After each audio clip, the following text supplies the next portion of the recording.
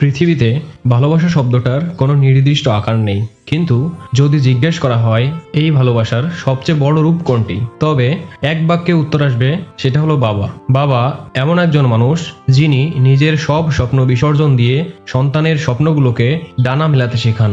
আমরা মায়ের ভালোবাসার কথা মুখে অনেক বলি, কিন্তু বাবার ভালোবাসাটা থাকে একদম আড়ালে, নীরবে।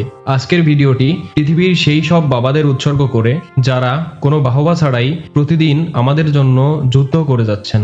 একটু খেয়াল করে দেখবেন, বাবারা কিন্তু কখনোই মুখে বলেন না যে তারা আমাদের কতটা ভালোবাসেন। তারা ভালোবাসা প্রকাশ করেন দায়িত্ব দিয়ে। তীব্র রোদ, ঝড় কিংবা বৃষ্টি সবকিছু উপেক্ষা করে বাবা প্রতিদিন সকালে ঘরের বাইরে পা বাড়ান। কেন জানেন? যাতে তার সন্তানের মুখে একটু হাসি ফোটে। নিজের একটা ছেঁড়া জুতা বা পুরনো শার্ট বছরের পর বছর চালিয়ে দিবেন, কিন্তু সন্তানের নতুন বই কিংবা ঈদের জামাটা ঠিকই এনে দেবেন। বাবার পকেট খালি হতে পারে, কিন্তু সন্তানের আবদার পূরণে তার মন কখনোই ছোট হয় না। ছোটবেলায় যখন আমরা প্রথম হাঁটতে শিখেছি, তখন পড়ে যাওয়ার ভয়ে যার হাতটা শক্ত করে ধরেছিলাম তিনি বাবা।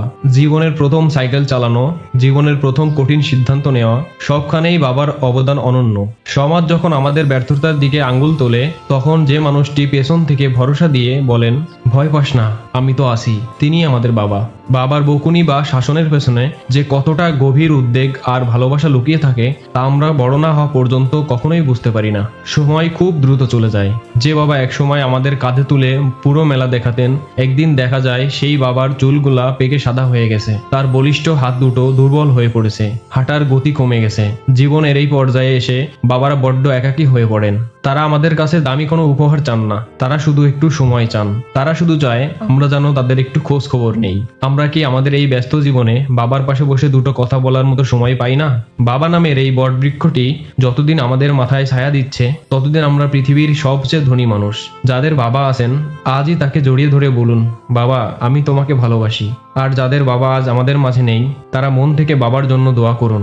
মহান আল্লাহ তাআলা পৃথিবীর সকল বাবাকে সব সময় ভালো রাখুন।